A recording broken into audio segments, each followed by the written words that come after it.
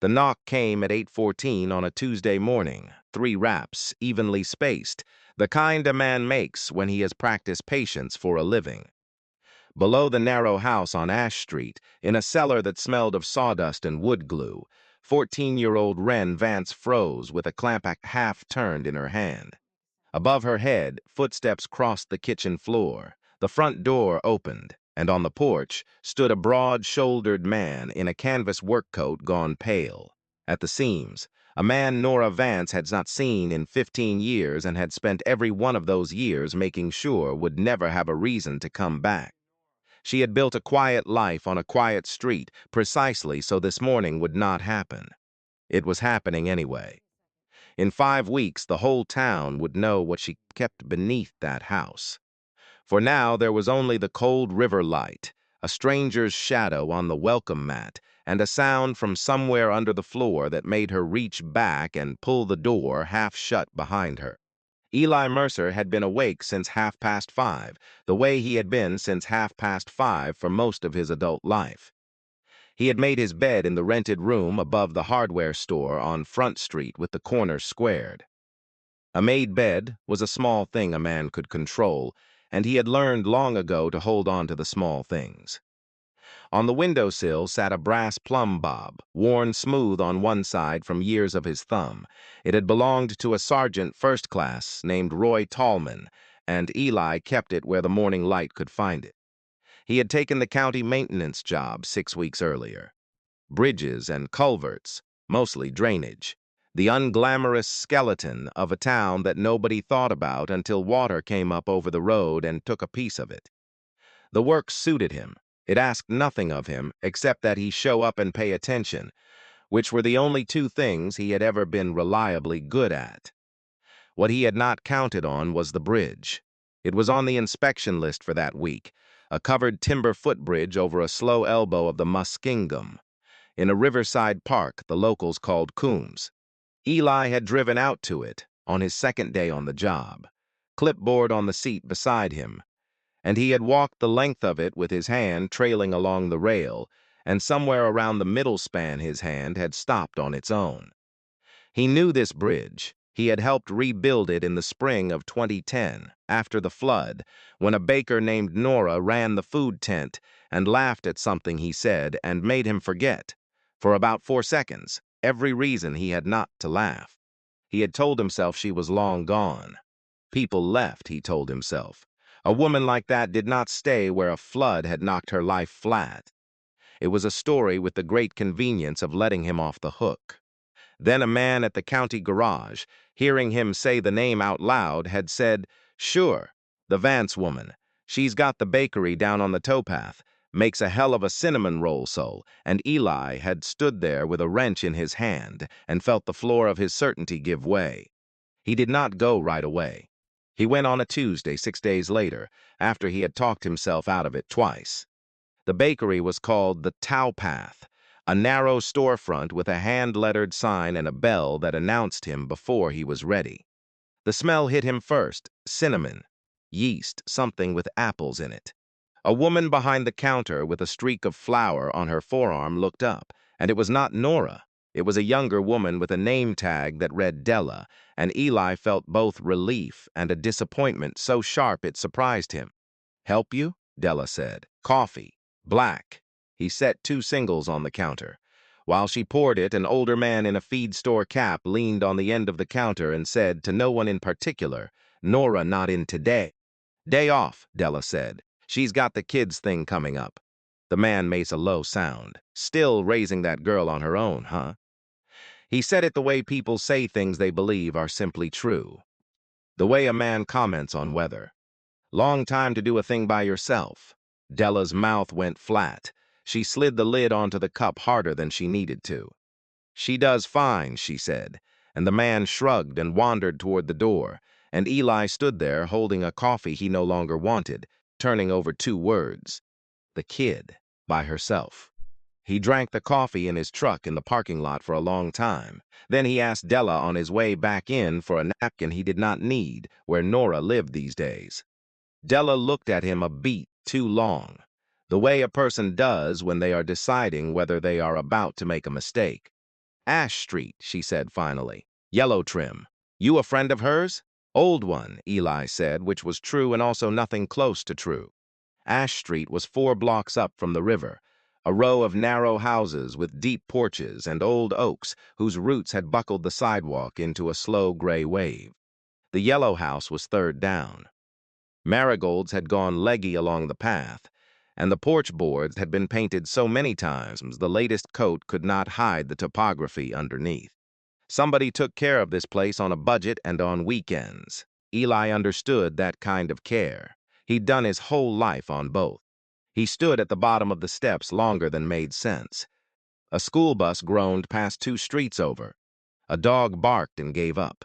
The air smelled of wood smoke and wet leaves and the particular mineral cold that comes off a river in late October, and Eli, who had walked into rooms in 3 countries without his pulse changing, found it going now like a man half his age. He climbed the steps. He noted, without meaning to, that the porch had 2 ways off it, and the front curtain was drawn. Old habits. He stood a half step to the side of the door, the way he always had, so that whoever opened it would have to turn to face him. He knocked 3 times. For a moment there was nothing. Then footsteps, unhurried at first and then not, and the deadbolt turned, and the door opened, and Nora Vance was standing in front of him. She was 47 now. Her dark hair had gone silver at the temples, and she had not bothered to hide it. She wore a flour-dusted apron over a flannel shirt, and there was flour on the back of her left hand, which he remembered meant she had been working dough, which he remembered meant she did when she was thinking hard about something. Her eyes moved over his face once, fast, the way a person reads a sentence already known by heart, and whatever she had braced for, she had not braced enough. Ellie, she said, not Sergeant, not Mercer, not any of the half-dozen things he'd been called over the years. Just the name, plain, set down carefully between them like a cup she was afraid to spill. Hey, Nora, he said. She did not say, come in. She did not say, it's been a long time. She stood with one hand still on the edge of the door and looked at him, and behind the surprise in her face, something else moved, something that looked almost like fear, and Eli had spent enough years reading faces under pressure to know the difference between being surprised to see a man and being afraid of what his arrival might cost. Then it came, from inside the house, from somewhere past the kitchen, from somewhere that sounded lower than the floor they stood on. A small sound. A scrape, the leg of a chair or a stool dragged an inch across a hard surface by someone trying very hard to make no sound at all. Nora's eyes did not leave his, but her shoulders changed. Her hand tightened on the door. Give me a second, she said, and her voice was even, which cost her something. She stepped out onto the porch with him, into the cold, and she pulled the door almost closed behind her, just enough to hide whatever lay on the other side, just long enough to decide what she was going to let him see. Eli did not lean to look. He stood where he was, a half step to the side, hands loose at his sides, and listened to a town going about its Tuesday, and waited. He had crossed an ocean, come home, crossed half a country, and finally 4 blocks up from a river to stand on this porch.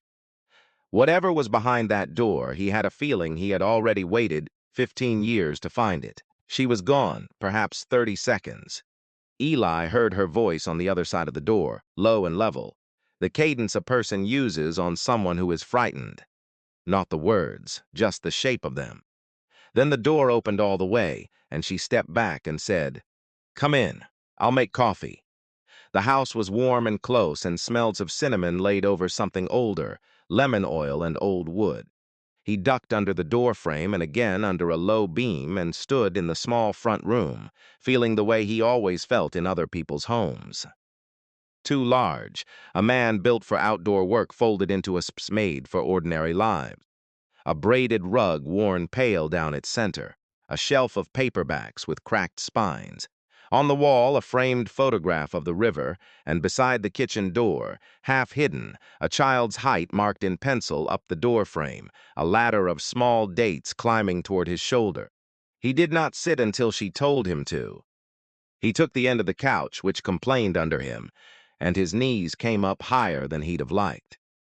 Through the doorway, he could see her in the kitchen, her back to him, and he watched her measure grounds into a battered steel percolator by eye, no scoop, the way a person does a thing 10,000 times. "You found the bakery," she said, not turning around. "Man at the county garage told me. I'm working maintenance now. Bridges, mostly." He paused. "I came back 6 weeks ago. I didn't know you were still here." The line of her shoulder said something to that, though he couldn't read what. "Where did you think I'd be?" "Gone," he said, "somewhere with less water in it." She made a sound that wasn't a laugh. "I thought about it, after." She set the percolator on the burner and stood watching it the way you watch a thing, so you don't have to watch the person behind you. "But this is where my mother is buried, and the bakery was for sale cheap on account of the flood. And I had," she stopped, "the smallest hitch, there and gone. I had reasons to stay." He let that sit. He had learned that most of what people told you came in the space after you stopped asking. The coffee came in 2 mismatched mugs, his chipped blue one warm in his hands, and she took the chair across from him and wrapped her own mug in both palms and did not drink from it. The flower was still on the back of her left hand. She caught him noticing and turned the hand over in her lap. "You still bake when you're nervous," he said. "I bake when I'm awake," she said. "It's a living now, not a tell." But the corner of her mouth moved, and for a second she was 32 again in a food tent in the rain. And so was... They talked, in the careful way of people stepping across a frozen pond, testing each board before they trust it. She told him about the bakery, the regulars, the man who'd ordered the same loaf every Thursday for 11 years and then one Thursday didn't, and how that was the part of the work nobody warned you about.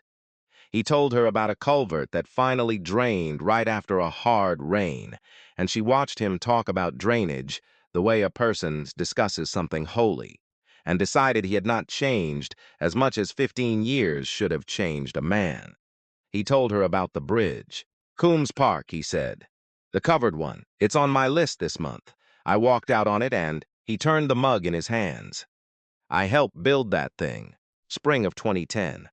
Half the design was mine, the part nobody fought me on. I put my hand on the rail last week, and it was like the rail put its hand back." She had gone very still. "That bridge is how I met you," he said. "I know how we met," she said quietly. She did know, but the knowing had gone smooth and round in her, a stone carried in a pocket for 15 years, and she had stopped letting herself turn it over. The spring of 2010 had come up out of the valley like something with a grudge. The Muskingum took the low streets first, then the park, then the old footbridge at Coombs, which it folded up and carried off in pieces, while half the town stood on the bank, and watched 100 years of their Sundays go downstream. When the water pulled back, it left mud to the windowsills, a smell that didn't leave till July, and a town needing 100 things at once and able to pay for about 6. The Army engineers came in on the 3rd day.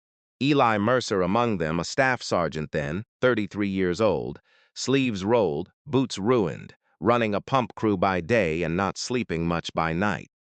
He'd grown up 2 counties over. Poor enough to know what a flood took from people without margin, and he worked the cleanup like it was personal. The food tent was Nora's.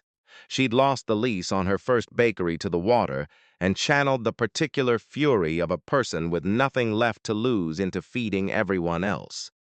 300 meals a day, off 4 propane burners, and a generator that quit whenever it felt like it. Eli came through her line on the 5th evening, gray to the elbows, and she took one look at him and put a second helping of red beans on his tray without asking. "You look like the generator," she said, "about to quit." "Generators got the right idea," he said. It was not a remarkable exchange. Neither could have said, afterward, why it was the one that stuck. But he came back the next night, and the night after, and somewhere in the 2nd week, he started staying to help her break down the tent, stacking the burners and coiling the cords with a care she noticed. Because she noticed how people handled things they didn't own. The bridge was the fight that made him visible to the wrong person. The flood committee met in the firehouse on Green Street. Folding chairs, bad coffee, a projector that washed everything pale. The man running it was the county's project manager, a sharp-dressed administrator named Garrett Whitlow, who had a contractor he liked and a design to match. A flat deck replacement, cheap and fast, the third pier set square in the channel. Whitlow presented it the way he presented everything, as a decision already made that he was generously allowing the room to agree with. Eli had not planned to say anything. He was a guest technically, an active-duty NCO whose unit was rotating out in weeks. But he'd walk the site, and he'd run the numbers on the back of a meal ticket. And when Whitlow asked for comments in the tone of a man who expected none, Eli stood up. He didn't make a show of it. He said the channel narrowed at that bend, and the current loaded the upstream face hard in a flood event, and a square pier set there would scour at the base, and the flat deck would torque against it, and the first hard freeze that locked the joints would do the rest. He said it would not fail this year. He said it would fail in about 6, quietly, probably at night, probably with nobody on it, if they were lucky. Then he sat down. The room was quiet in the particular way of a room that has just watched the smartest-sounding plan get taken apart by the muddiest-looking man in it. Whitlow smiled and thanked the sergeant for his input and moved to call the vote, and the committee, who had to drive over that bridge with their grandchildren in the back seat, asked instead whether the Army fella might be willing to draw up an alternative. He was. He did it that night, on graph paper, a covered timber span with the load carried out around the bend, and the deck given a slight camber to shed the freeze. It cost a little more. It would last a great deal longer. The committee chose it, 8-1, and the one was Whitlow. Eli never thought about it again. He'd won small fights with men like Whitlow on 3 continents and forgotten everyone by morning. The point was never the man, it was the bridge. He did not understand, would not understand for 15 years, that Garrett Whitlow was not a man who forgot. Something had been done to him in front of people whose good opinion was the only currency he trusted, and he had filed it the way another man files a debt. The sort who would one day hold the only thread between 2 people and decide, in the privacy of an office, to let it go slack. "You stayed late on that bridge," Nora said now, 15 years later, in her small, warm kitchen. "I remember you were tired all the time that spring. I never asked what kept you up." "Lot of things kept me up that spring," Eli said. She looked at him over the rim of a mug she still hadn't drunk from. "Yeah," she said, "me too. 40 miles south, in an office with a river view and a wall of framed thank you letters, Garrett Whitlow was not thinking about a bridge. He was thinking about optics. The Vandermeer Foundation Board met in 9 days, and the chair of a youth fellowship was expected to arrive with a slate of finalists who reflected well on the people whose names were on the building, and Whitlow had spent 30 years learning that reflecting well was the whole job. Whatever the brochures said about merit, he went through the folders one at a time the way he liked to, before his assistant sorted them into yes and maybe, and the pile he didn't name out loud. Strong applicants this year. A boy from the Catholic school with a robotics patent pending, twins whose father sat on a hospital board. And then, near the bottom, a thin folder, hand-labeled in a careful adolescent hand, the project photographs printed on home paper that had buckled in the printer. Vance, Wren, age 14, Marietta. He almost moved it to the pile he didn't name. The household line told him most of what the board would want to know without wanting to say it.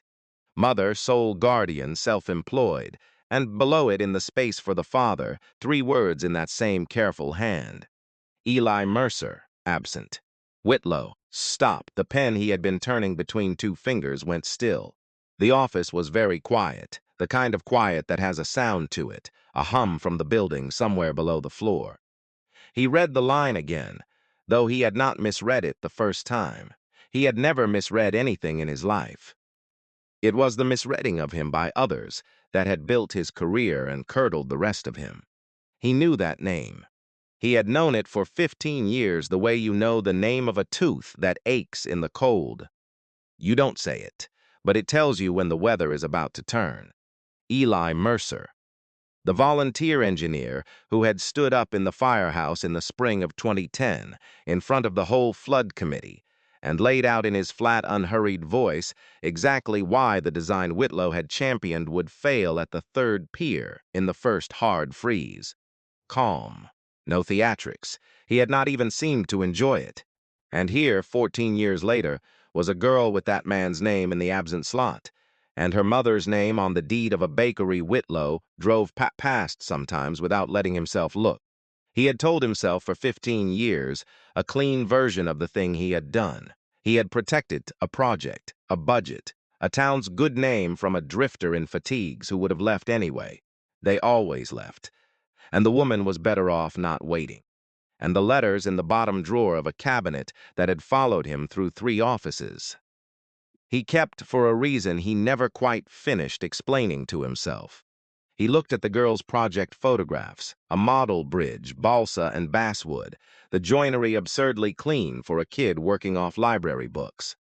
His own father had worn a uniform once, had worn it right out the door of a house in Steubenville and not come back, and left a boy who grew up, promising himself he would never again be the kind of person other people could simply leave. Whitlow had kept that promise. He had become instead the kind of person who decided who got to stay. He closed the folder. He did not move it to either pile. He set it square in the center of the blotter and sat looking at it while the building hummed under him, and he did not call his assistant in, and that, more than anything, was the tell. In the yellow house on Ash Street, Eli set his empty mug on the coaster, and the conversation had gone somewhere quiet and unfinished. And he was aware, the way he was always aware of exits and angles, of the geometry of the house around him.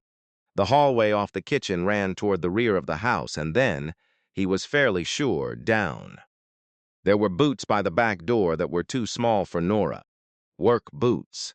Steel toe scuffed at the seam, the laces double knotted by someone who'd been taught to do it right. A fine pale dust on the hall rug that he knew by smell before he placed it. Sawdust. And on the little table under the river painting, a length of mason's line wound around a homemade gauge, a kid's careful copy of a tool a grown professional would carry. He said nothing about any of it. He had not come here to investigate. But a man does not unlearn how to read a room, and this room was telling him a story in a language he happened to speak. Nora, he said. She looked up, and the sound came again, not a scrape this time. A thud, soft and definite, the sounds of something set down too fast by hands trying to be careful, coming from the back of the house, from below the floor, from the place the hallway ran down toward. Nora set her mug on the table. Coffee trembled at the rim and did not spill. Her hand, when she drew it back, was not quite steady, and she folded it into the other one in her lap as if to keep it still. Eli kept his voice very low. He kept it gentle, the voice he might use on a frightened animal or a young soldier in his first bad week. "Is there someone else in this house?" She closed her eyes. She kept them closed for 3 full seconds, and when she opened them, the careful composure she had carried since the green of the marigolds, since the doorway, since his name in her mouth on the porch, was beginning, just at the edges, to come apart. She did not answer him with words. She stood up, smoothed the apron down over her knees with both hands, and walked toward the hallway, and after a moment, because every quiet instinct he owned told him that whatever waited at the bottom of that house was the reason he had driven 4 blocks up from a river on a Tuesday morning without being able to say why. He followed her. The hallway ran narrower than it looked. He turned his shoulders to clear it, past the river painting, past the small steel-toed boots, past a door at the end that was not quite shut. Warm yellow light leaked through the gap, low and steady, lamplight and not daylight. The light of a room someone had been living in until the moment a knock came at the front of the house. Nora put her hand flat on the door. She looked back at him over her shoulder, and her eyes were wet now, not spilling, just holding more than they had an hour ago. She knows who you are, she said. She's known your name since she was 11. She stopped and pressed her lips together. Just let her decide what this is. He did not understand the sentence yet. He would, in about a minute, understand it for the rest of his life. She opened the door. The room beyond was larger than the house had any business holding. It dropped down 3 plank steps below the level of the hall, an old storm cellar, the kind dug under the raised foundations of river houses for the weather that came up out of the valley without asking. Somebody had finished it over what must have been years. The concrete had been sealed against damp, and sealed again where the first try had failed. He could see the second coat lapping over the first along the base of the wall. The patient correction of a person who had read about the problem and then solved it. A run of clip lights had been strung along a board and wired into a power strip with the kind of tidy, slightly too careful routing that meant a kid had done it off a diagram and checked the diagram twice. And the bridges. They were everywhere, on shelves, on a long workbench, on the floor where the big ones wouldn't fit anywhere else. Trusses and arches, a suspension span strung so even it hummed when the furnace kicked on. A cantilever reaching out over nothing, a cable-stayed thing no bigger than a shoebox, with its tower plumb to the quarter degree. Balsa and basswood and brass pins, joinery cut clean as a cabinet maker's, and pinned to the walls behind them in overlapping layers from the floor to where the ceiling began, were drawings, load diagrams, free body sketches, a span tested to failure, and then redrawn with the failure point circled, and a question written beside it in a careful adolescent hand. Why here? 3 years of it. A whole world of it, built under a house, by lamplight, by someone trying to reach a person across a distance no bridge could span. In the center of the room, on the workbench, stood the largest model of all, a covered timber bridge nearly to the joists, and Eli's eye went to it the way a man's eye goes to his own name in a column of strangers. But he did not let himself look at it yet, because at desk in the far corner, a sketchbook open flat in front of her, and a pencil frozen mid-line, sat a girl. She was 14. He knew it before he knew anything else. Tall for it, the way a kid gets tall before the rest of them catches up, all elbows and intention.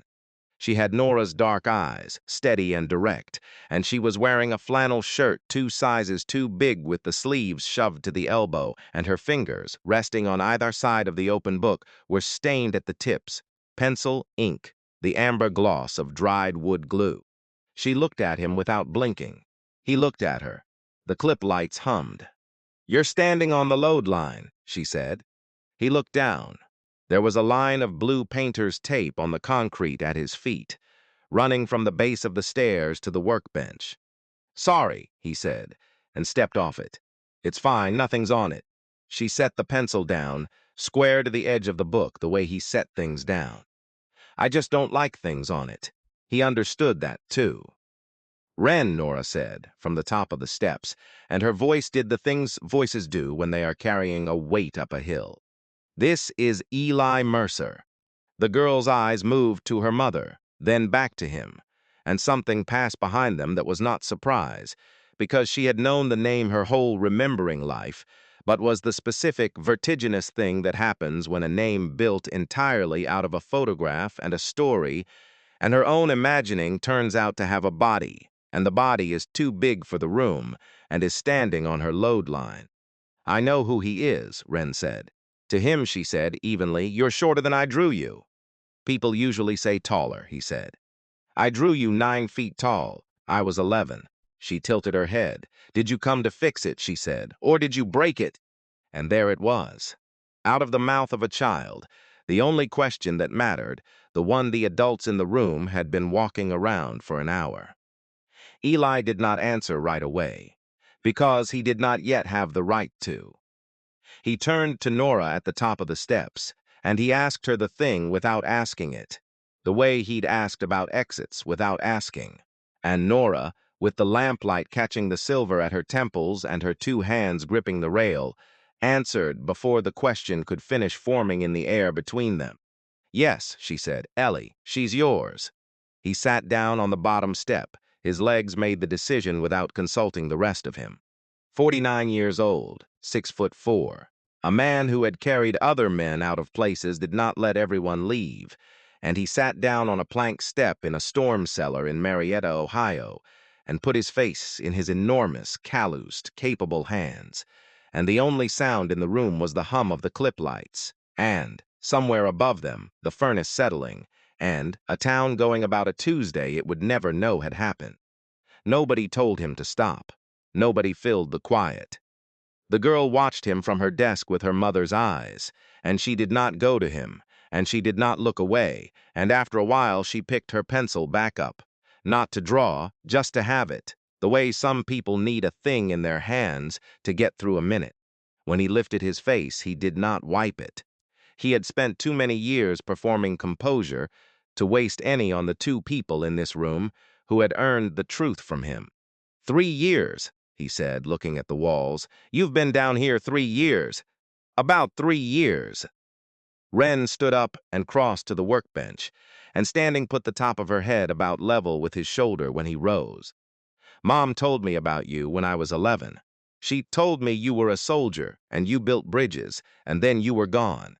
She said it without accusation, the way she'd circled a failure point and written why here.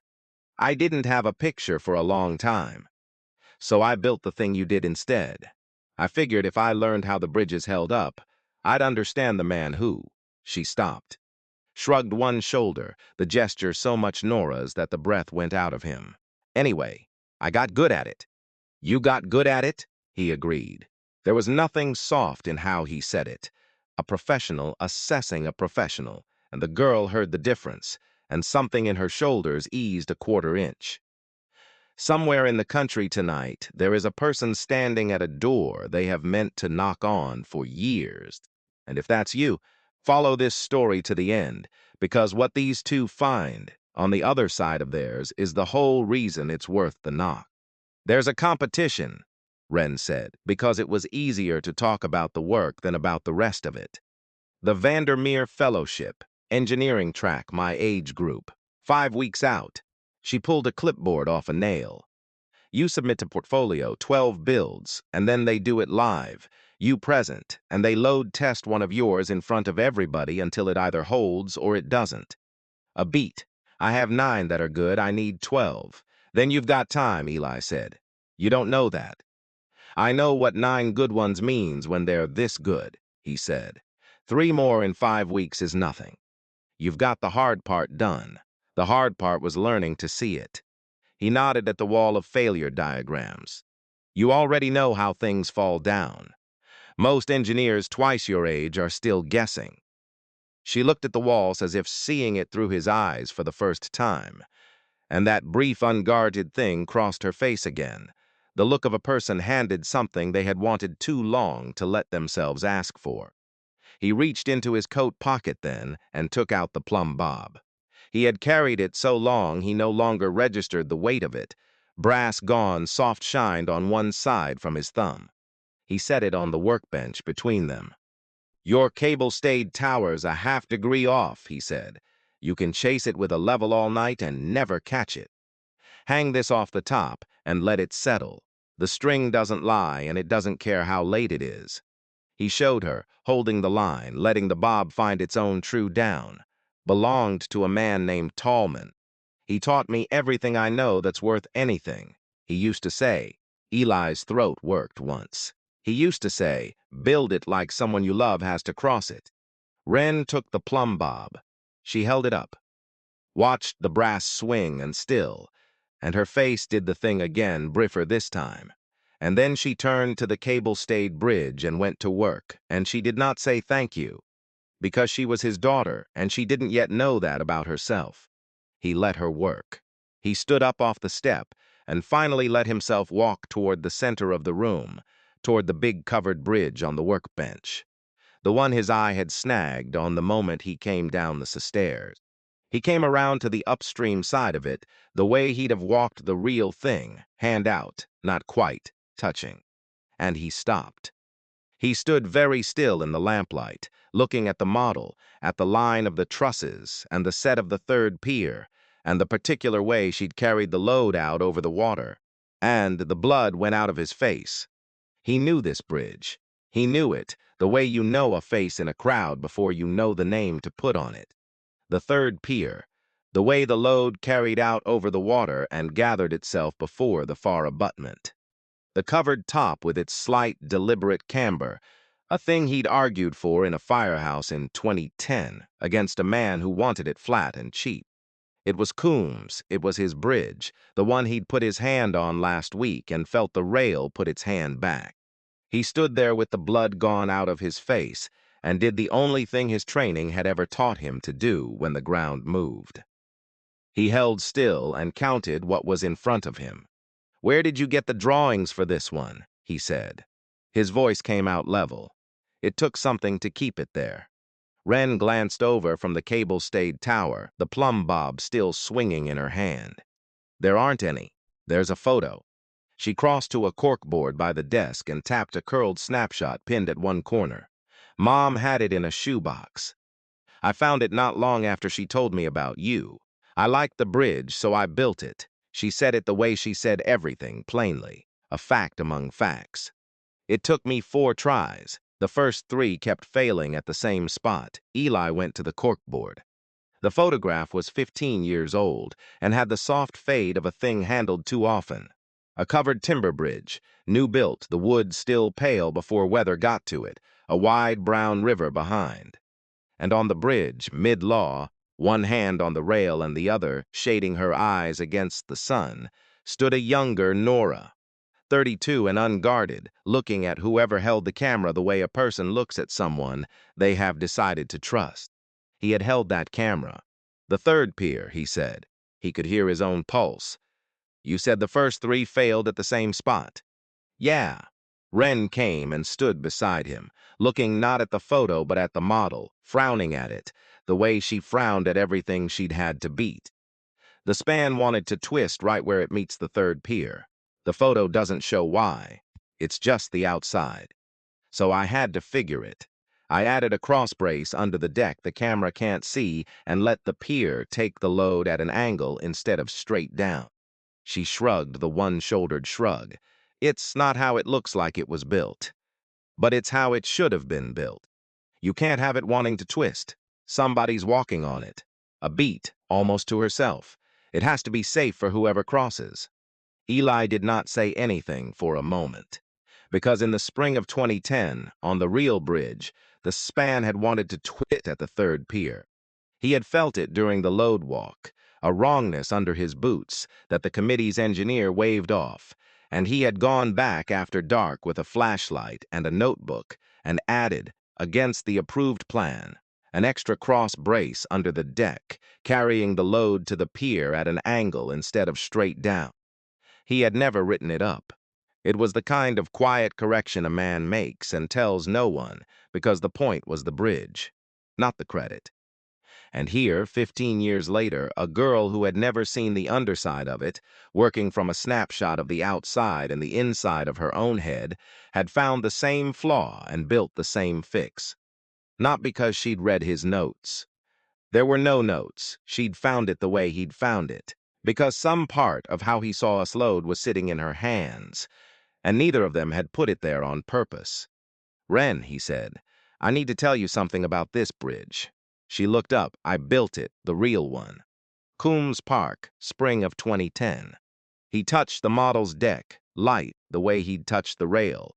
I was the volunteer engineer. Half the design was mine, and that twist at the third pier. He stopped, started again. I caught it on the load walk and went back at night and braced it. Same brace, same angle. I never told anybody I did it. He looked at her. "You found it on your own. From the outside. You found a thing I found, the same way I found it. There's a word for that, and it isn't talent. Talent's the easy part." The girl's face did several things and settled on none of them. She looked at the model and then at the photograph of her mother laughing on a bridge her father had built, and then at her own ink-stained hands, and Eli watched her understand.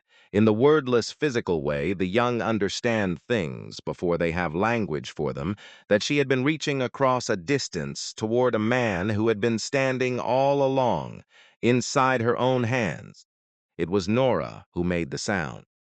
She had come down 2 of the 3 steps without either of them noticing, and she was looking at the photograph on the corkboard, the one of herself at 32, and her hand had come up to her mouth, and she was not crying, not yet.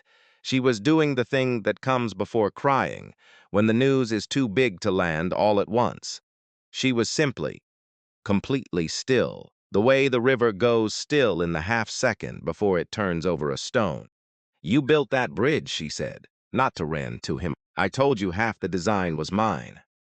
"You said it like it was a job." Her voice had something in it he hadn't heard from her yet, something with the floor knocked out from under it. "You never told me you stayed late. You never told me you went back in the dark and—" She stopped. "All these years I thought I knew which parts were yours. I had you filed as the soldier who helped and laughed at my jokes and then shipped out. I didn't have you filed as—" Her hand moved at the model, at the girl, at the whole impossible room. "As the one who built the thing she's spent 3 years trying to build her way back to." The furnace ticked off. The clip lights hummed into the new quiet. "Nora," Eli said carefully, "when I shipped out, what did you think happened?" She lowered her hand from her mouth. "I think you know what I thought." "I don't. That's the thing." He kept his voice low and even and made himself say it. "I wrote you, from over there.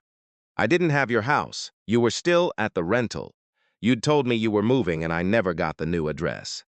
So I wrote to the old place, and I wrote care of the project office, both, every couple of weeks for the better part of a year. I never got a word back. Not one." He watched her face change as he spoke, watched the color drain the way it must have drained from his own a minute ago. "After a while I told myself the kindest version, that you'd moved on, that a woman like you doesn't wait on a man who's gone, and shouldn't. It was easier to carry than the truth, so I carried it. I wrote you," Nora said. "It came out almost soundless. I went to the project office because I didn't have any way to reach you either. You left so fast, there was no number, nothing. They were the only ones who'd have a forwarding address for the unit. I went 3 times. I left letters to be sent on."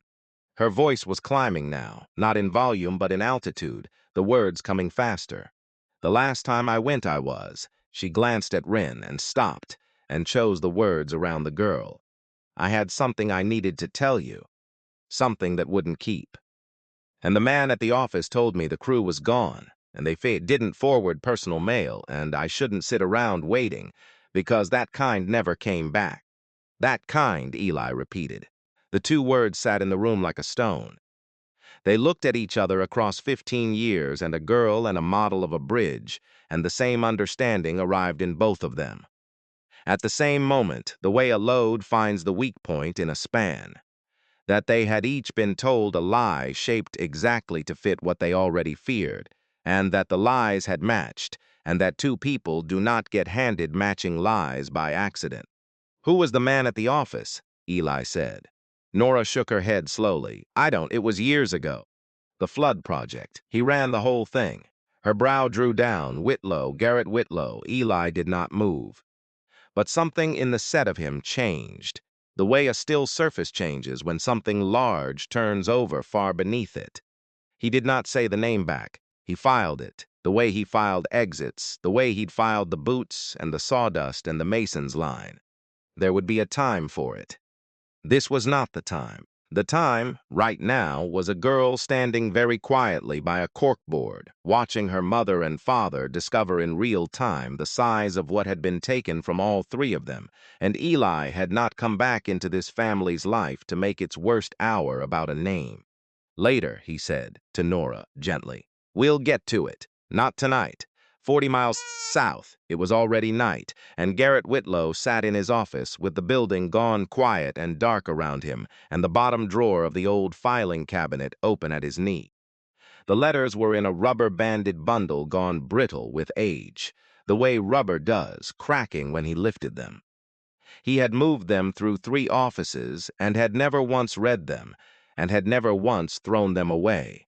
And he had never let himself examine the contradiction in that too closely. Because a man who looks too closely at the bottom drawer of himself does not always like what he finds filed there. There were the ones in the soldier's flat, blocky hand, addressed to the project office. Return address and APO number that had meant a war Whitlow had watched on television from a leather chair. And there were the ones in a woman's careful slanting script, addressed to a unit they were never sent on to. And one of those, the last one, was thicker than the others, and through the years he had carried it, he had known without opening it roughly what a letter that thick from a woman that age, left to be forwarded to a man overseas, was likely to say. He had told himself, the morning he first slid that drawer shut on them, that he was protecting a town from a drifter and a foolish woman from heartbreak. He had told himself a clean version. He had been telling it for 15 years, and the trouble with a clean version is that it has to be cleaned again and again. And the day comes when you are tired, and you are alone in a dark office, and a thin folder with a girl's careful printing sits square in the center of your blotter where you put it 9 days ago and could not bring yourself to move. The competition was in 5 weeks. He was the chair. He would sit at the front of the hall and watch the finalists, and one of them would be a 14-year-old girl with a model bridge and her father's name in the absent slot, and the board would be watching him to see which kind of applicant the foundation rewarded, the kind with patents and hospital boards or the kind raised by a baker in a rented house. He picked up his pen. He drafted, in his own hand, the language he would use to manage the thing. Language about rigorous standards, about ensuring submission reflected the student's own independent work, about the committee's responsibility to verify that a build of such sophistication had not benefited from undue adult assistance. It was reasonable language. That was the poison in it. Every word of it would sound, to the board, like diligence. And every word of it was aimed, like a slow knife, at a girl who had done every cut and every joint herself by lamplight in a cellar, and who had earned, more than any applicant he had ever judged, the right to stand in that hall and be believed. He read it back. It would work. A man could lose without ever being told he'd been beaten, never knowing whose hand had been on the scale. Whitlow sat with the pen and the open drawer, and the brittle bundle of everything he had kept and never read, and for a long time he did not move, and the building hummed under him in the dark the way it always did, the way a thing hums when something heavy is being held up and is getting tired of holding. He closed the drawer. He kept the draft. The 5 weeks did not go the way the movies would have run them. There was no montage, no moment where the man and the girl looked at each other across a workbench and understood they were father and daughter. Mostly there was just the work which suited them both, because the work was a thing they could do side by side without having to look at each other, and looking at each other was the hard part. He came on Tuesday and Thursday evenings and stayed late on Saturdays after his shift on the county crew. He did not bring gifts.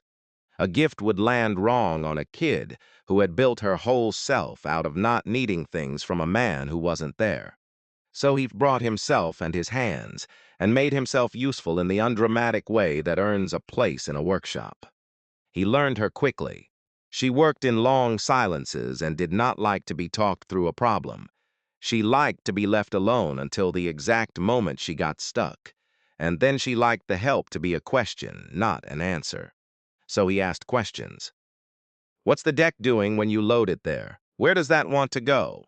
And she would scowl at the model and find it herself. And the finding was hers, and he kept his hands in his pockets while she did, which cost him something every single time. You don't tell me what to do, she said one evening, suspicious. 3 weeks in, Mom said you'd take over. She said, be careful, he'll take over. Your mom said that? She didn't mean it bad. She meant, Wren turned a brass pin in her fingers. She meant you're the kind of person who's good at things. People who are good at things take over. Eli considered that. It was, he thought, about the most accurate description of his entire generation of soldiers he had ever heard, and it had come from a 14-year-old with glue on her hands. Tallman told me once, he said, the fastest way to ruin a young engineer is to fix their bridge for them. He said your job as the older hand is to keep the kid from getting killed and otherwise stay out of the way. Hardest order he ever gave me. I'm still bad at it. He nodded at the cable-stayed tower. Plumb now the bob hung off the top. But you trued that yourself. I just gave you the string. She didn't answer. But the next Saturday, when he came down the steps, she'd moved a second stool to the workbench without comment, and that was the whole conversation, and it said everything. The bridges came one at a time. A through truss for a rail crossing she'd designed off a county spec she'd found online. A pedestrian arch she rebuilt twice because the rise looked wrong to her, even after the math said it was fine. And she was right. The math had been for a different load case, and Eli watched her catch her own error and felt something he didn't have a clean name for, some compound of pride and grief, because every good thing he saw in her was a good thing he had not been there to plant. It had grown anyway in the dark, watered by a story and a photograph and a child's stubborn need to understand the man who'd gone. That was the part that worked on him at night, alone in the room above the hardware store. Not the lost years, exactly. The fact that she had not needed him to become this. She had reached across the whole distance by herself and built the bridge from her side, and the only thing left for him to do was the smallest, latest thing, to walk out onto it. Nora watched the two of them from the top of the steps more often than either of them knew. She had not expected it to hurt. She'd braced for 100 kinds of trouble when Eli Mercer turned up on her porch. That he'd be careless with the girl, grand and absent, that he'd break Wren's heart on a slower schedule than he'd broken hers.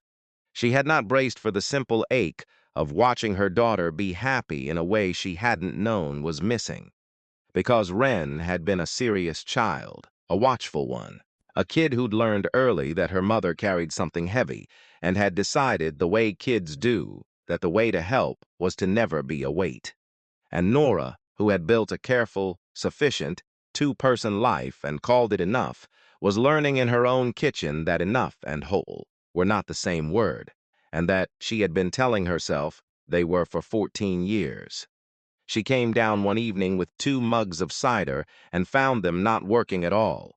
Just sitting, the girl sketching something idle, the man telling her, in the low, even voice, about a dog the platoon had adopted in a place he didn't name. A stupid, brave dog that stole boots and was loved past all reason. Wren was laughing, not the careful laugh she gave adults. The real one, the one Nora hadn't heard since the girl was small. Nora stood on the steps with the cider going cold in her hands and did not go down, because she did not want to be the weight that ended it. Later, after Wren was asleep, Eli found her on the back porch in the cold, and he didn't say anything, and she didn't either, for a while. "I'm not angry at you," she said finally. "I want to be. It'd be simpler, but you didn't know, and you wrote, and you came back the first chance the truth gave you." She wrapped her hands around the warm mug. "I'm angry that I have to watch what it could have been." Every time she laughs like that. I get the thing I wanted and the bill for 15 years of not having it, both at once. "Yeah," he said. He'd learned, a long time ago, that yeah was sometimes the only honest thing, and that people who rushed past it with comfort were usually comforting themselves. "Don't make it nice," she said. "Whatever you're about to say." "Don't. Wasn't going to," he said. "I was going to say you raised her so well that the best thing I can do for her is mostly nothing." "That's not a small thing you did, Nora. That's the whole thing. I just get to show up at the end and hand her a piece of string." The river moved below them in the dark. Somewhere a train took the curve north of town and leaned on its horn. That long American sound, here and gone. "It's not the end," Nora said. "That's the part you keep getting wrong." 2 weeks before the competition, the foundation held what it called an orientation. A Tuesday evening in a carpeted room above the savings bank, where the finalists signed liability waivers and a woman from the office walked them through the rules of the load test with a laser pointer that kept drifting off the screen. Parents were welcome. Most came. Wren had told Eli he didn't have to. Then, in the truck outside, she had changed her mind without saying so, by not telling him to wait. He took a chair against the back wall, a half step out of the row, where he could see the door.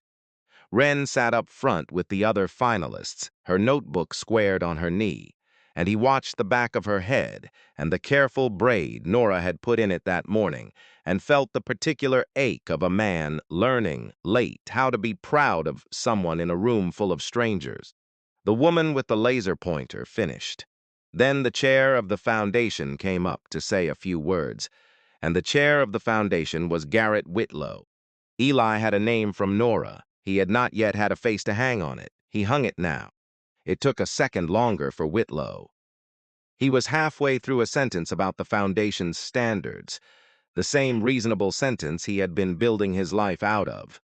When his eyes did the thing a chairman's eyes do, moving over the room to gather it, and they passed across the back wall and stopped on the big man in the canvas coat sitting a half step out of the row. The sentence did not finish cleanly. There was a hitch in it, small, the kind only a person watching for it would catch, and Eli was a person watching for it. 15 years fell off the man at the front of the room. Eli watched it happen on his face. The firehouse, the flood, the design that would have failed at the third pier, the project office with its forwarding address that never forwarded anything. He watched Whitlow understand that the soldier who had embarrassed him in front of the committee, the soldier he had erased with 2 lies and a bottom drawer, was not gone after all, was here, was sitting 20 feet behind the daughter. Whitlow had helped make fatherless on paper, looking at him with no expression at all. That was the part that landed. Not anger. Eli gave him nothing to push against. He just looked, flat and unhurried, the way a man reads a load he already knows is going to fail. Whitlow got through the rest of it. Eli would give him that. He was a professional at getting through things. He thanked the finalists. He wished them luck. He did not look at the back wall again, which was its own kind of looking. Afterward, in the narrow hallway by the elevator, they ended up a few feet apart, because a small room empties through one door, and the door does not care who has business with whom. Mercer, Whitlow said. Quiet, a test to see what the name would do. Whitlow, that was all for a moment. Wren was at Eli's elbow, zipping her notebook into her bag, and Eli put a hand on her shoulder, not to hold her back, just to keep her there, in the world where he could see her. Your girl does good work, Whitlow said. The year sat in the air between them. He knew whose girl she was. He had known for 9 days, and now he knew that Eli knew it too. She does, Eli said. She did it alone. In case anyone wonders, it was not a threat. There was nothing in it a witness could have written down. But Whitlow heard the floor of it, the same way the committee had heard the floor under his bridge 15 years ago, and the color went out of him by a shade, and he said something about looking forward to the competition and walked to the elevator and pressed the button twice. In the truck, Wren said, You know him. From a long time ago. He didn't like you. No, Eli said. He didn't. He pulled out onto the wet street, the wipers going once, twice, doesn't matter. He's not the one you have to convince. The bridge is. The bridge doesn't care what anybody thinks of your father. Wren considered that the whole way home, and Eli let her, and did not tell her the rest. That he had spent the entire drive holding something down with both hands, and that the holding was the hardest work he had done in 15 years, and that he was doing it for her. On the morning of the competition, 5 weeks later, a cold, clear Saturday with the last leaves down and frost, still on the windshields up and down Ash Street, Eli Mercer put on the one good coat he owned, and stood for a moment at his window with the plumb bob in his hand, letting the brass swing and settle, find its own true down. He had spent 15 years being very good at not being seen. It had kept him safe, and it had kept him alone. And it had cost him a daughter he was only now learning the shape of. He set the plumb bob back on the sill, Then he went to stand where he could be seen. The Vandermeer competition was held in the old Lafayette Hall on Putnam Street, a high-ceilinged room with tall windows and a stage that had seen a century of recitals and town meetings and was now lined with folding tables, each one holding a young person's work and a young person standing a little too straight beside it.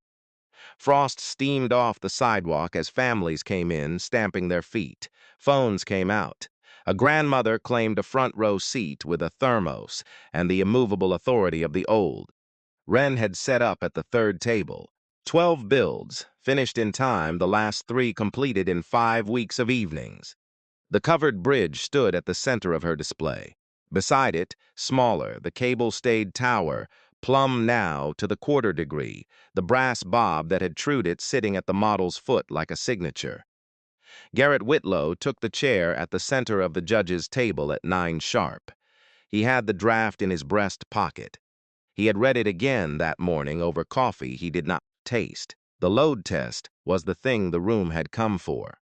1 build from each finalist, chosen by the judges, braced between 2 steel stanchions, and loaded by a hydraulic ram with a gauge the whole hall could read.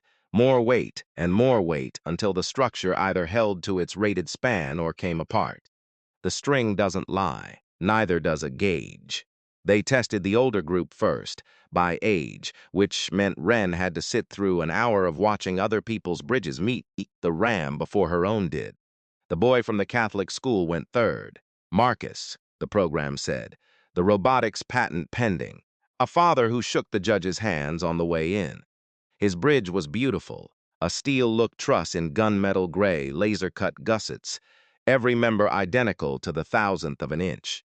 It looked like it had come out of a catalog, and in a sense it had. He'd modeled it in software that optimized the geometry for him. The software was flawless.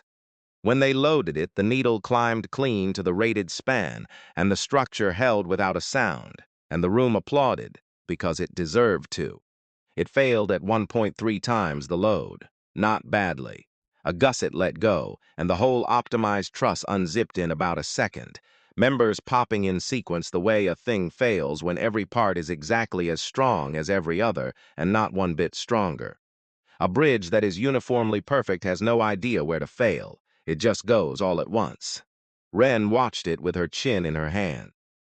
Eli, against the back wall, watched her watch it, and saw her see the thing he'd have seen, and did not need to say it. Then a girl named Priya put up an arch that held to 1.6 and came down gracefully, and a quiet kid in the back row, whose name nobody caught, had a cantilever that surprised everyone by reaching past 1.5, and by the time they came to the third table, the room had stopped expecting much from a folder printed on buckled home paper, which was exactly the wrong moment for the room, and exactly the right moment for the girl. When they called Wren's name, Whitlow leaned to the microphone. He spoke about standards. He spoke, in the reasonable voice that had built his life, about the committee's duty to ensure that work of unusual sophistication reflected the independent effort of the student. That, where a build showed, as he put it, professional-grade judgment. The panel had a responsibility to its donors, and to the other young people in the room, to ask how a 14-year-old, working without formal instruction, had arrived at it. He did not say her mother was a baker. He did not say the word absent. He did not have to.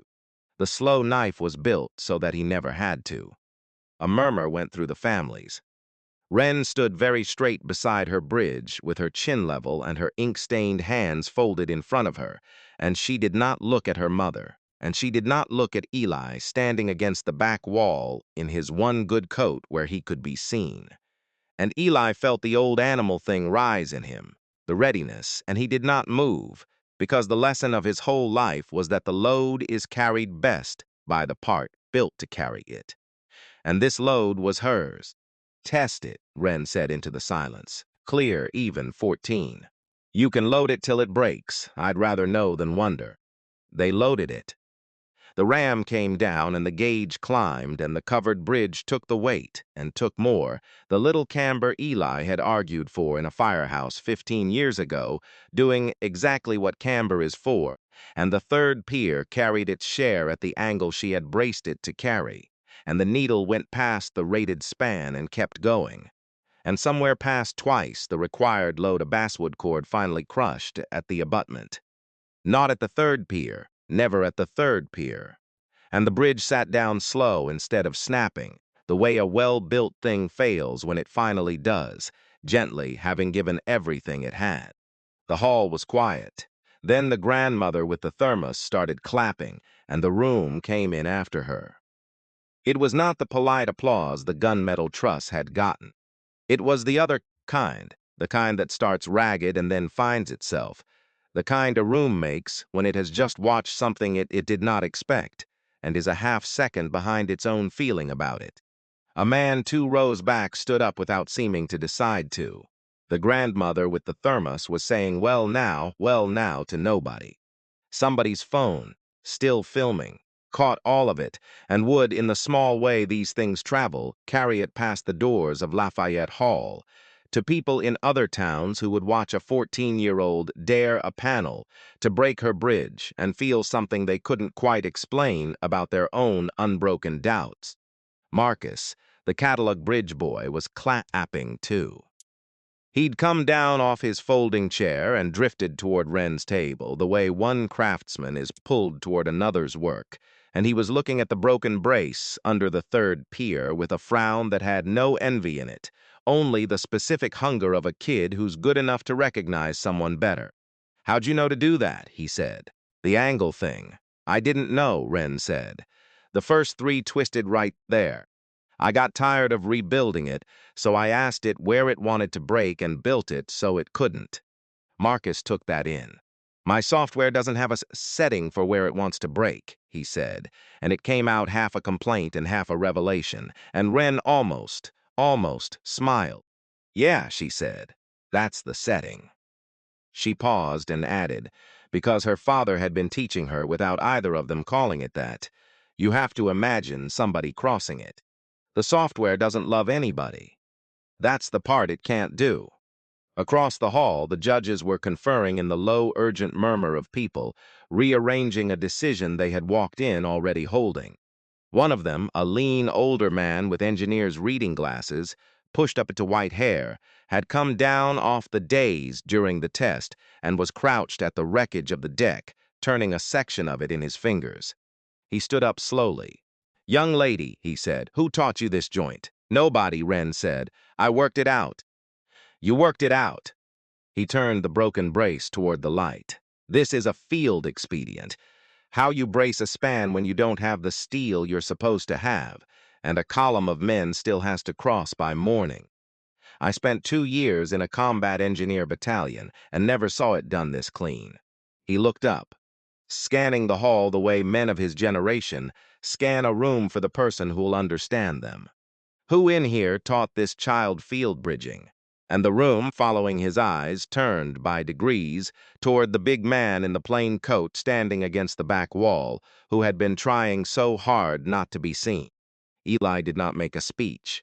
He never would.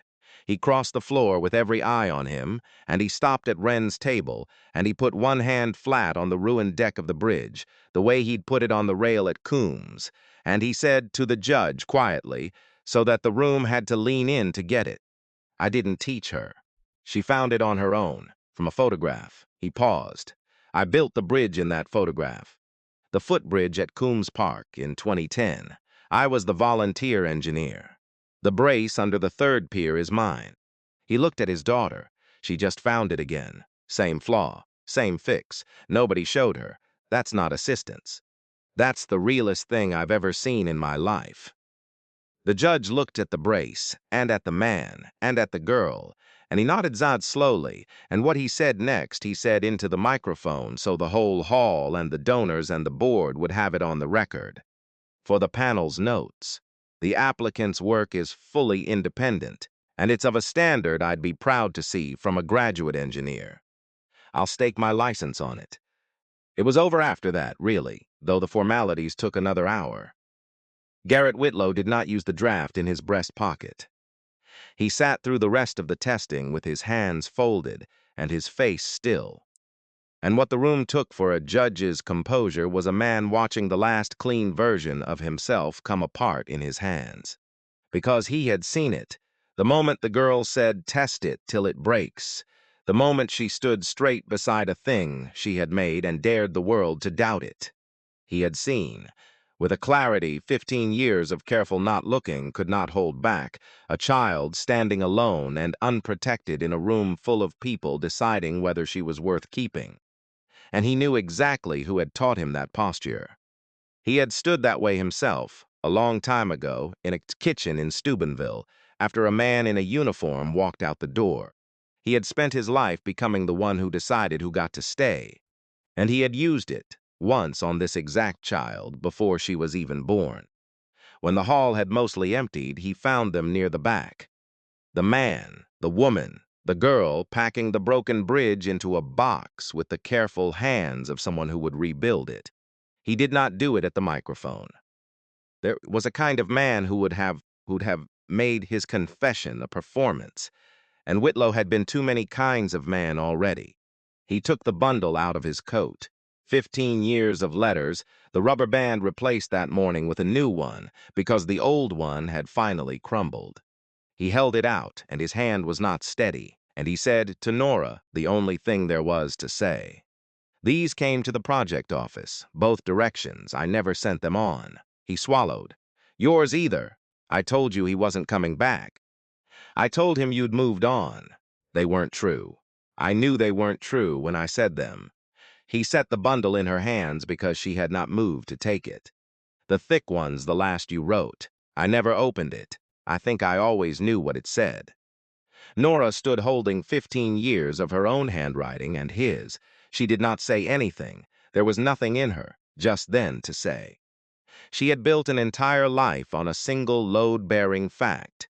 That he had gone, and not looked back, and that she had been a fool to expect otherwise, and the fact had just been pulled out from under everything she'd stacked on top of it, and she stood in the emptied hall with the proof in her hands that the man had written, and never stopped, and that the silence she had survived had been manufactured by a stranger in an office, and she could not speak, because there were no words built to carry a weight that size, and she had spent her whole life refusing to ask anyone to carry her weight for her.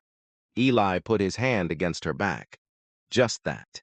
He did not say it's all right, because it wasn't, and he did not reach for the easy thing, the I knew it all along thing, because he hadn't known either.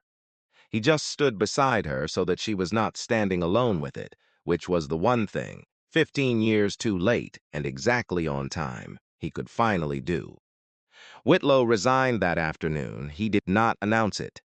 He left a letter on the foundation chairman's desk, 2 lines, no explanation that would have made him look better, and he named Ren Vance the fellowship's recipient in the same hand before he went, so that no one coming after him could undo it.